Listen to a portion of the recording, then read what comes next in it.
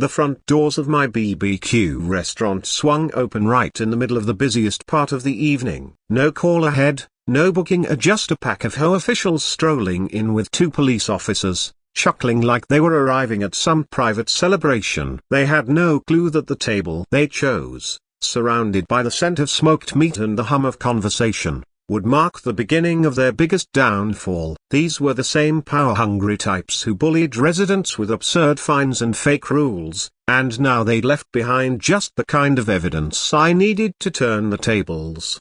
I stayed quiet, watching them soak up the attention and enjoy a free meal in front of dozens of customers. Hours later, their laughter was replaced by the metallic snap of handcuffs closing around their wrists. The smoky aroma had been drifting through the neighborhood for hours when the phone rang. I was tending the grill, making sure my brisket hit that perfect bark. Lucy, behind the register, picked up and her expression shifted from cheerful to worried in seconds. I instantly knew it wasn't a regular customer call. "It's someone from the city health department," she said. "Hand over the receiver. They claim there's been a complaint about food safety violations. They're sending officers right now." A knot formed in my stomach, the same one I'd felt years ago when my real estate investment collapsed. This place was our last chance to rebuild, and Lucy knew it as well as I did. Within minutes, two uniformed officers walked in like they were responding to a robbery. Jake Morrison,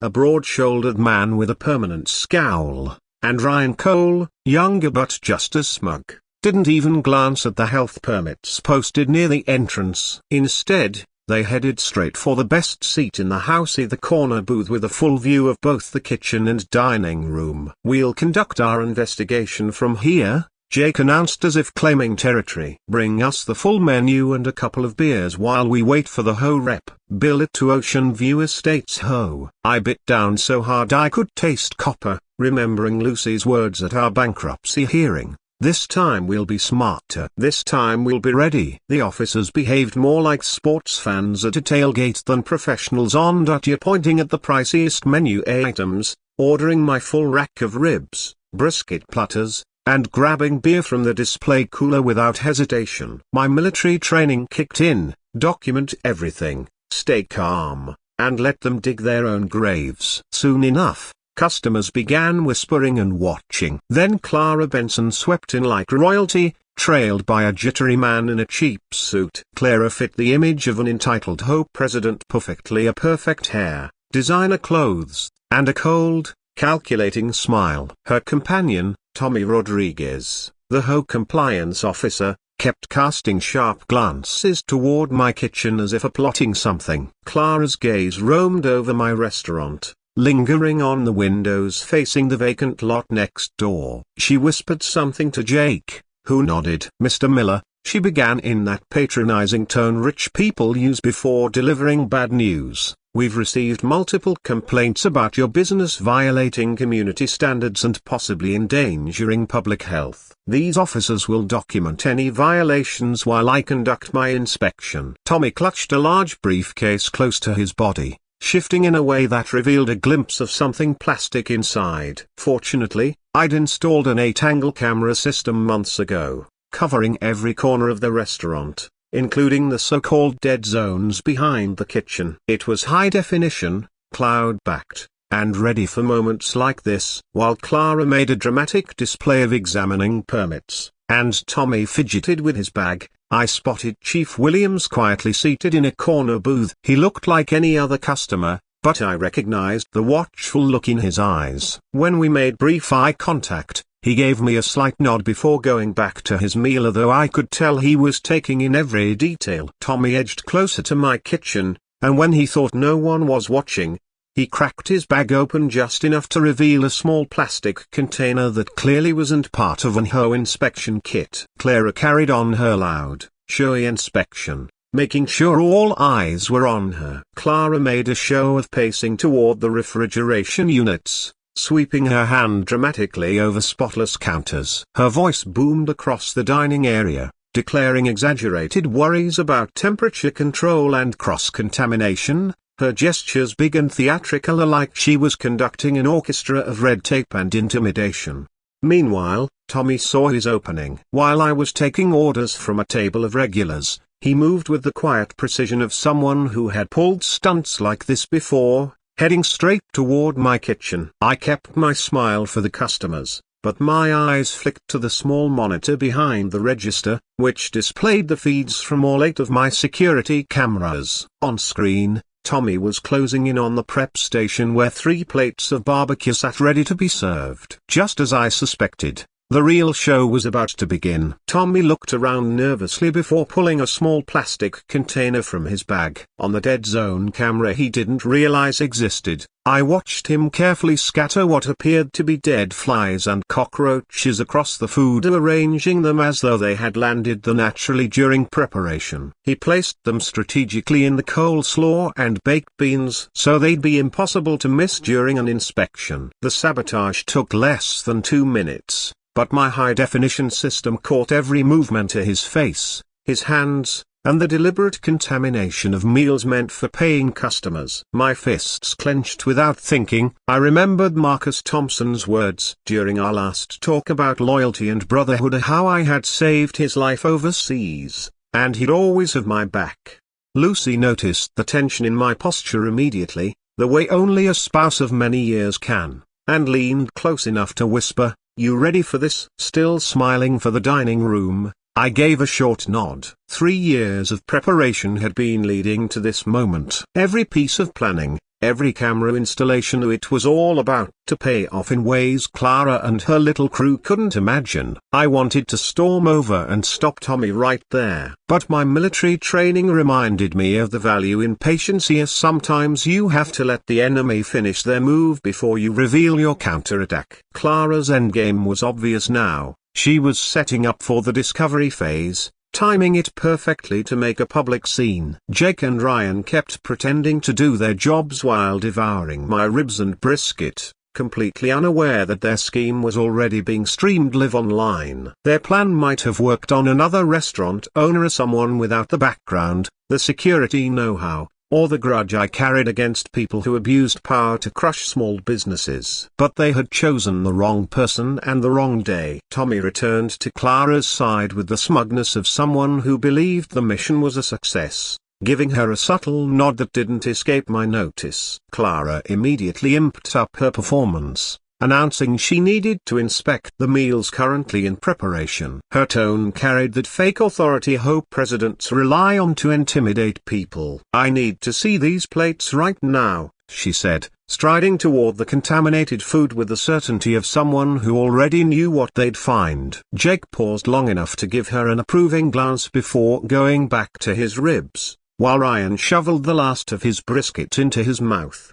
The atmosphere shifted. The customers could sense something was coming. Phones appeared, ready to record whatever was about to unfold. Clara approached the prep station like a detective, moments from solving a case, every movement calculated for the audience of diners now watching her closely. Tommy hovered nearby with what I assumed was the paperwork needed to shut me down on the spot. I drew in a deep breath, tapped my phone to start the live stream, and spoke the line I'd been holding on to for months. "Ladies and gentlemen," I announced to both the diners and the growing online audience, "you're about to witness the boldest attempt at fraud in restaurant history. And thanks to modern technology, every moment has been captured in crystal clear detail." Clara froze, her confident mask slipping just slightly. Tommy's face drained of color as realization hit. On my phone screen, the live stream counter ticked upward at dozens of viewers already,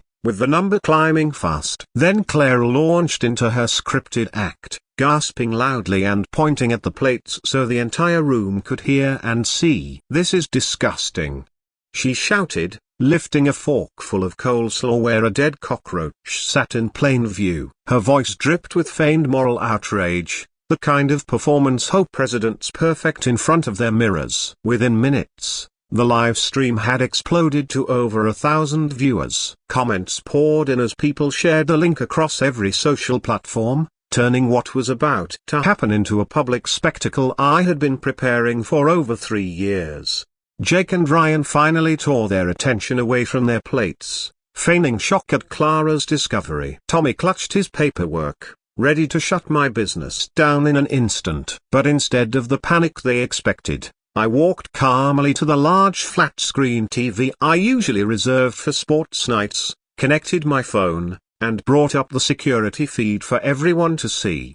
"Folks," I said, my voice steady and deliberate, the kind of composure drilled into me by years of military service, "you're about to see exactly how those insects got onto these plates captured in high definition from angles these people didn't even know existed." The chatter in the dining room stopped cold as I queued up footage from just 15 minutes earlier. On the screen, Tommy appeared in perfect clarity, creeping toward the prep station, opening his bag, and deliberately sprinkling dead bugs onto plates that were meant for paying customers. The replay left no room for excuses, so every calculated movement, every glance over his shoulder, every fake natural placement of insects in the coleslaw and baked beans was plain for all to see. The back kitchen camera offered a crystal clear shot of his face, removing any doubt that the footage was real. Gasps and angry murmurs filled the room. Customers pulled out their phones to record the display, some already streaming it themselves. Tommy's composure shattered. His face turned the color of chalk as he blurted, "I didn't know there was a camera there." An instant, accidental confession. Clara tried to salvage the situation by claiming the footage had been altered, but the sheer clarity of the video made her protests sound desperate. Then I dropped the bombshell. "This isn't the first time they've done this. This exact scam has shut down 3 other restaurants in our community. Clara Benson and Tommy Rodriguez have been running this operation for months." The room erupted. Customers called friends who owned local restaurants, warning them. Others shared the live feed with anyone who'd listen. Conversations buzzed with speculation about other suspicious closures, and Clara's threats of lawsuits and claims of harassment fell flat. Jake and Ryan, once so smug, now looked cornered, realizing their cozy arrangement with Clara was about to unravel under the weight of public exposure. Tommy muttered apologies, eyes fixed on the looped footage of his own sabotage playing on repeat. With each passing second, the community's outrage grew. People were connecting the dots and seeing clearly how they'd been deceived by people in power who were supposed to protect their interests.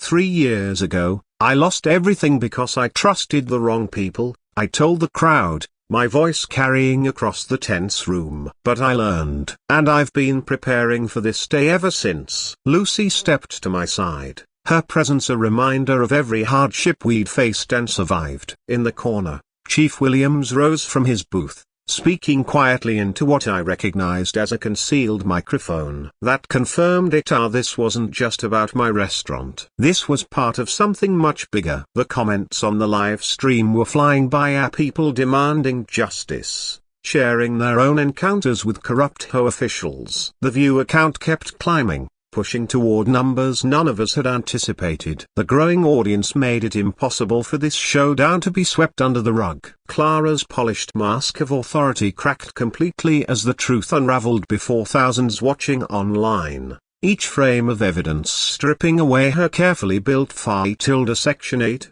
"You can't prove anything," she shrieked. But her desperate denial fell flat against the looped footage behind her, a crystal-clear video of Tommy's calculated sabotage. The trap I had set years ago was finally snapping shut, and the shock in her eyes showed she understood she'd been completely outmaneuvered. Word spread like a wildfire through our tight-knit coastal town. Within the hour, dozens of locals streamed into Smoky Harbor as if responding to an emergency, filling every parking space for blocks. People walked from all directions, drawn to witness the truth for themselves, so that Clara Benson had been deliberately dismantling neighborhood businesses. The air inside crackled with righteous anger, the kind that builds after months of unexplained shop closures. Then Marcus Thompson arrived with 7 fellow veterans from our Afghanistan unit, silently taking up positions at every exit, making it clear that no one from Clara's team would be slipping away before this was over. The front doors burst open again. Tony Castellano stormed in, face flushed with fury, followed closely by Maria Santos, her eyes brimming with tears as she spotted Tommy near the evidence display. "That's him!" Tony shouted, pointing a trembling finger. "That's the snake who ruined my pizza place with the same stunt." His voice cut through the noise as he recounted how Tommy had slipped dead insects into his marinara while Clara kept him distracted with bogus health questions, leading to a shutdown that crushed his family's restaurant in 2 days. Maria's account was no less heartbreaking. Her deli had been targeted the same way, but their outdated security system had conveniently failed that day, leaving them defenseless. More owners came forward, each story another piece in Clara's ruthless campaign to cripple businesses on prime properties. A baker described seeing Tommy lurking outside her shop before inspectors discovered rodent droppings. A coffee shop manager explained how Clara herself led an HOA complaint after mysterious overnight sanitary issues appeared. The pattern was impossible to deny. Clara and Tommy had perfected their scheme, forcing closures so properties could be bought for a fraction of their worth. Then Chief Williams stepped forward, flashing his badge for the crowd to see. "Jake Morrison and Ryan Cole have been under investigation for 6 months," he announced. "They accepted payments from Clara Benson to legitimize fraudulent inspections. Tonight gives us the proof for federal charges." Gasps and angry murmurs rippled through the room as the crowd realized the rot reached beyond the HOA. It had seeped into law enforcement. Marcus addressed the room, his military bearing silencing the noise. "Ethan Miller pulled me out of a burning Humvee when most people would have run," he said with quiet force. "I'm here to make sure no one destroys what he's built through sweat and sacrifice." Other veterans nodded in agreement, the bond of service now reinforcing the fight for community justice. Then came the next blow. Chief Williams answered a call on speaker, revealing the FBI had been tracking Clara as part of a much larger case. "Clara Benson isn't just running a local con," he told the now seething crowd. "She's part of a statewide operation and HOA power network that manipulates property values and forces sales to their own investors." The revelation hit like a shockwave. People finally understood that what they'd thought were isolated closures were part of an organized criminal web, one that used loopholes and corrupt allies to strip communities of their businesses and land. Lucy moved through the crowd with the practiced precision of someone who had handled high-pressure crises for years. She coordinated with local business owners to capture their accounts while ensuring the live stream continued recording every revelation. The audience count surged past 10,000. With comments pouring in from across the state. Many shared eerily similar stories of HOA intimidation and suspicious closures in their own towns. Hashtags like #expose fraud and #corruption uncovered began trending locally, creating a momentum that Clara and her allies could no longer hope to contain.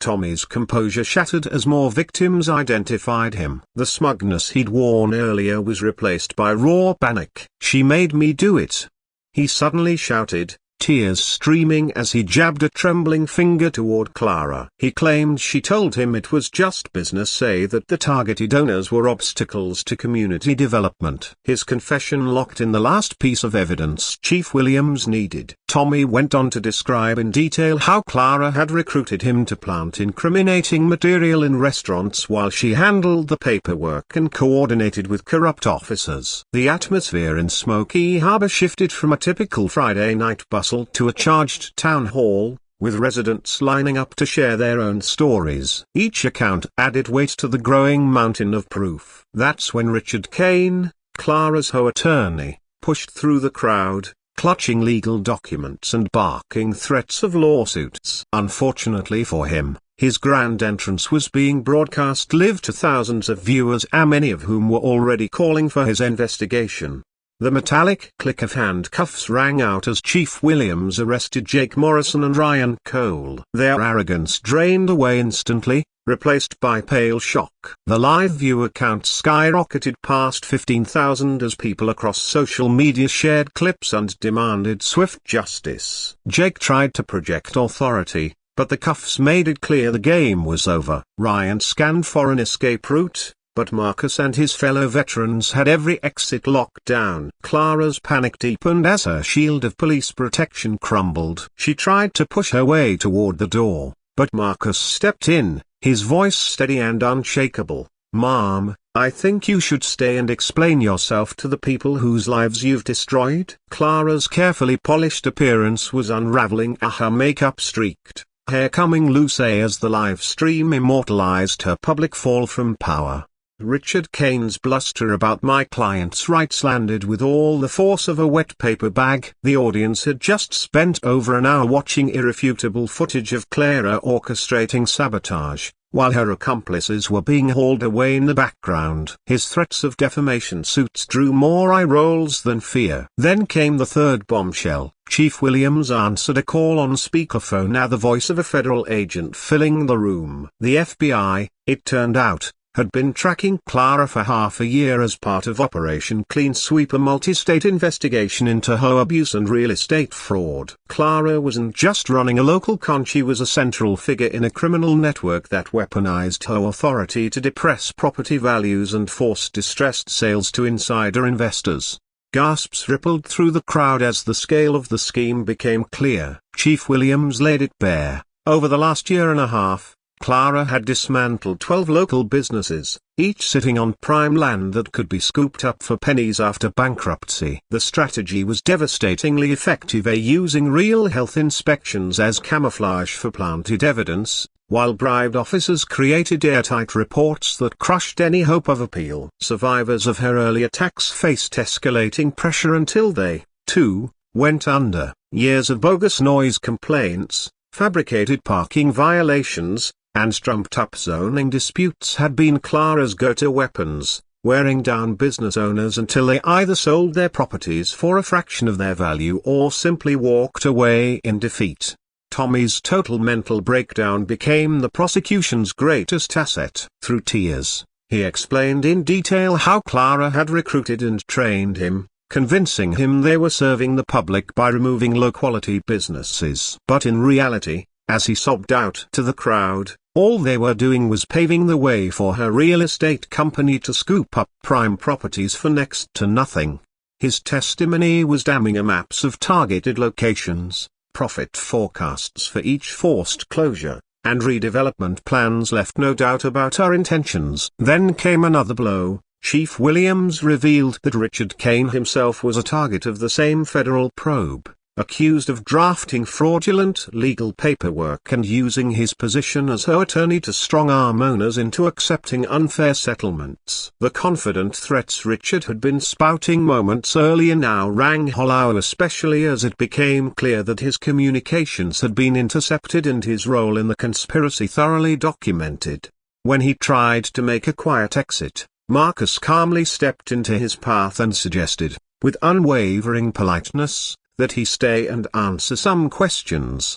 Clara's last attempt at survival came in the form of a stack of papers she claimed proved my restaurant was illegal, 3 years of unpaid taxes, invalid licenses, and an immediate seizure order. "This man is a fraud," she shouted, her voice cracking as she waved the documents at the live-stream camera. Under normal circumstances, such an accusation might have landed a blow. But after an evening where she'd been caught orchestrating a complex evidence-planting scheme, the reaction was more bemused than shocked. The crowd, now united in their outrage, waited to see how I'd respond.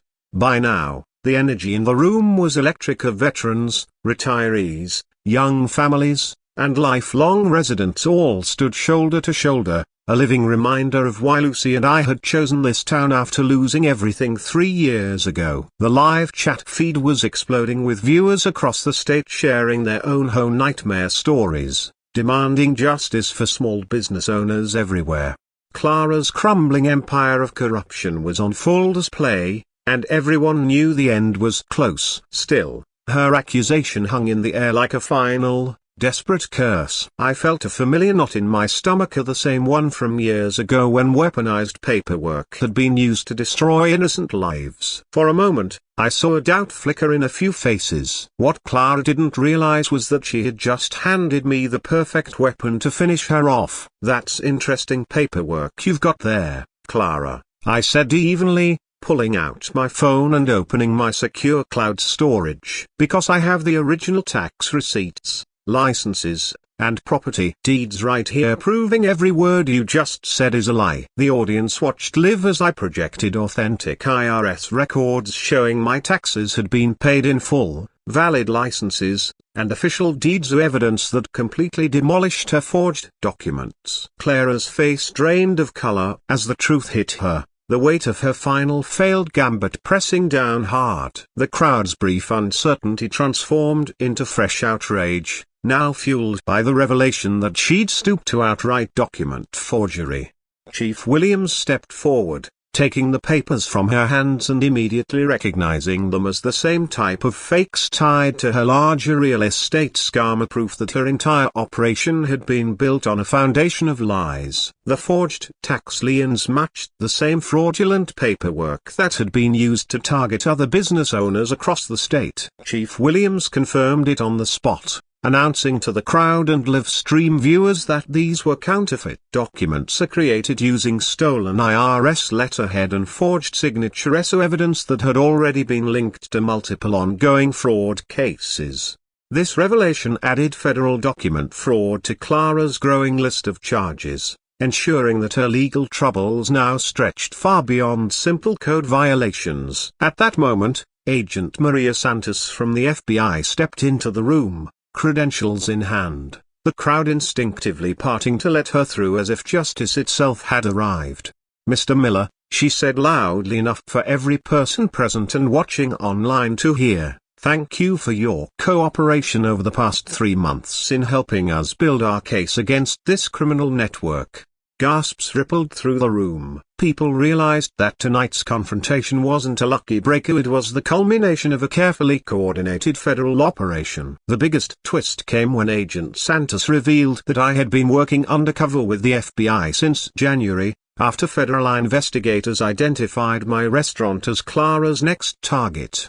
Ethan Miller volunteered to serve as a honeypot, she explained, allowing us to gather evidence while protecting other potential victims from Clara's scheme. Suddenly, my composure throughout Clara's harassment made sense to everyone. It hadn't just been good preparation, but part of a deliberate federal strategy to catch career criminals in the act. My military background had prepared me for the patience and precision needed for undercover work. For months, I had worn a wire and documented Clara's activities as if it were a reconnaissance mission, every step focused on gathering the proof we needed.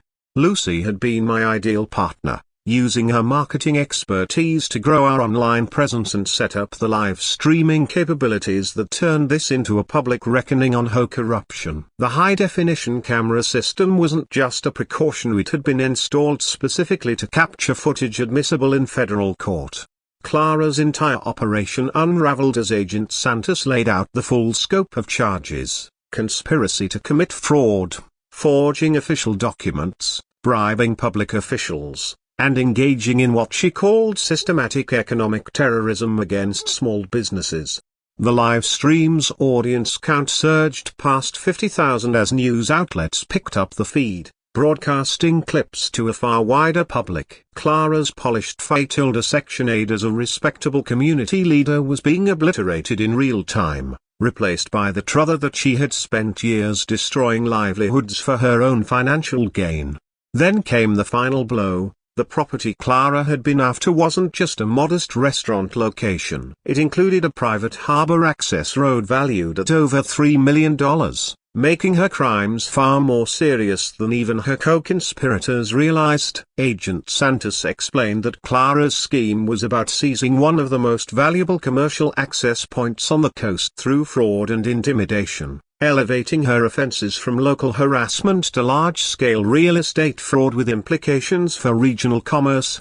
The sound of handcuffs clicking shut around Clara's wrists was the most satisfying I had heard in years, and not just for me and Lucy, but for every small business owner who had been crushed by corruption. The live stream audience erupted in celebration as she was led away, her downfall witnessed by tens of thousands in real time. Jake and Ryan were already sitting in the back of a patrol car, their law enforcement careers over. Their corruption had been laid bare for all to see, ensuring they would never work in the field again. Richard Kane's arrest followed, with Agent Santos detailing how his legal expertise had been a key pillar of Clara's enterprise, providing false documentation and intimidating victims into settlements.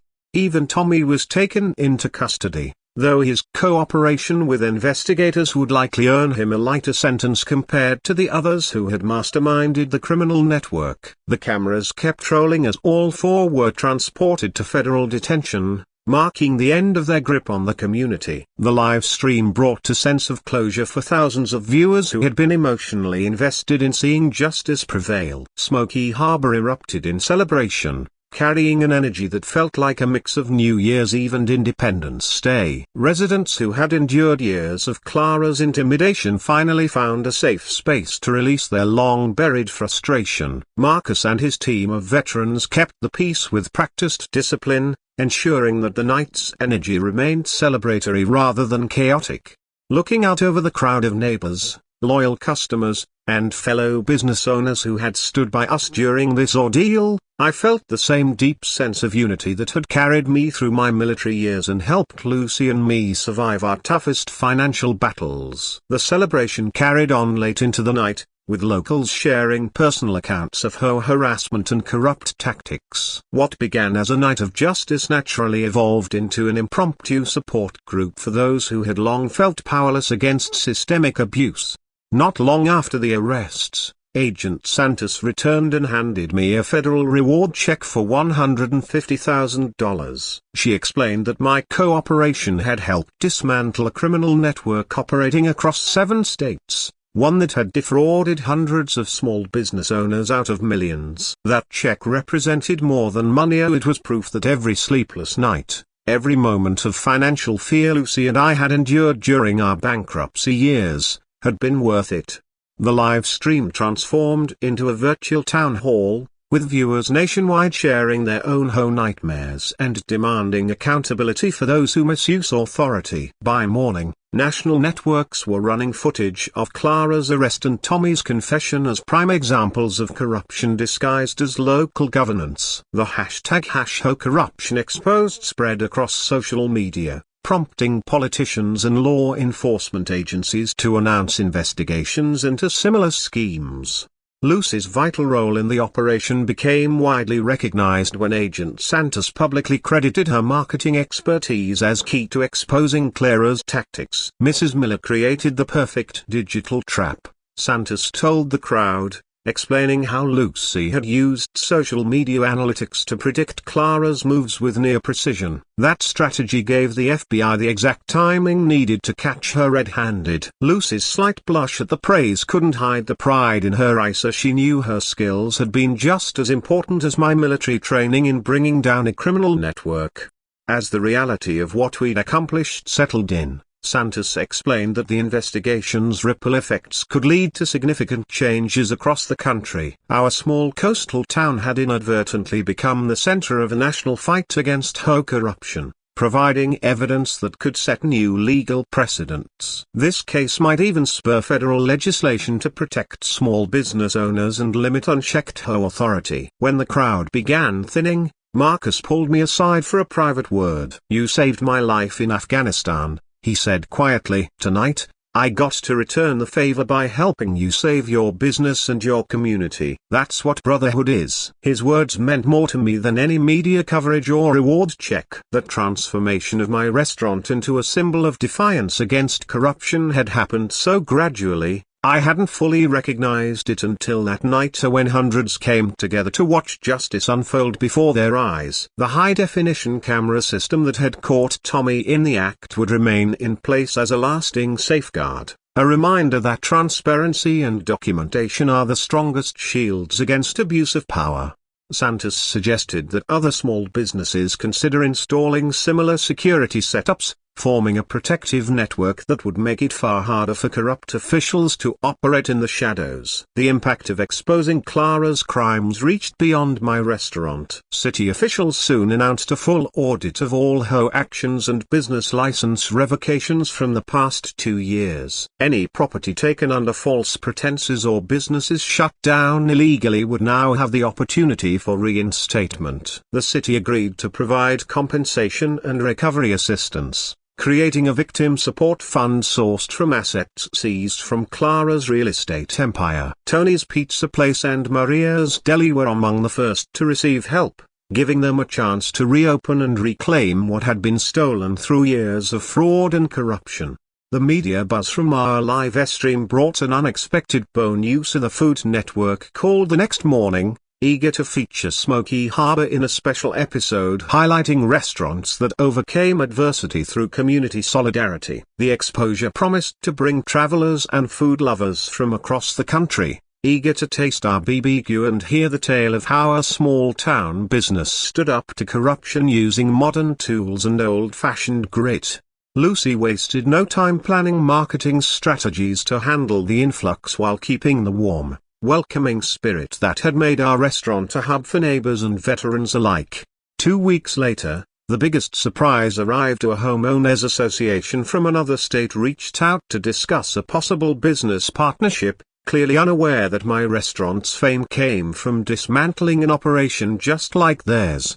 "Lucy, sweetheart," I said with a grin, putting the phone on speaker, "looks like our anti-corruption skills might be going national. Should I tell them about our camera system, a broken bar, or keep it as a surprise?" The line went dead instantly when they realized they were talking to the same people who had just helped the FBI take down a major criminal ring. It was a good reminder that the fight against corruption is never over. It demands constant vigilance from citizens who refuse to be bullied. The following month, I stood in our expanded restaurant, watching families enjoy plates of barbecue, veterans share laughter at their usual table, and local business owners exchange tips on protecting themselves from future harassment. There was a deep sense of satisfaction in knowing that what began as a personal battle had become a source of community strength. Clara was serving 5 years in federal prison. Jake and Ryan would never work in law enforcement again. Richard Kane faced disbarment and criminal charges. Most importantly, our coastal community had proven that ordinary people can fight back by working together, keeping records, and standing firm against those who abuse power for their own gain.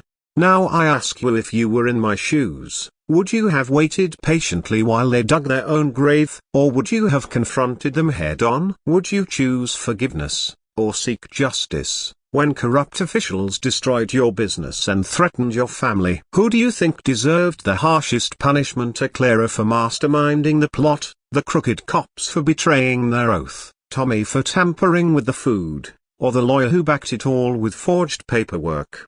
Share your thoughts in the comments and tell me which moment gave you the most satisfaction. If you enjoyed watching justice unfold and want to hear more true stories of everyday people fighting back against corruption and abuse of power, hit that like button and subscribe to Anna Drama Nest, where we spotlight those who refuse to give up when bullies try to crush their dreams. Thanks for spending time with us in this arena where truth stands tall and intimidation fails. Anna Drama Nest is brought to you by a dedicated editorial team and a crew that thrives on free community gatherings. See you next time.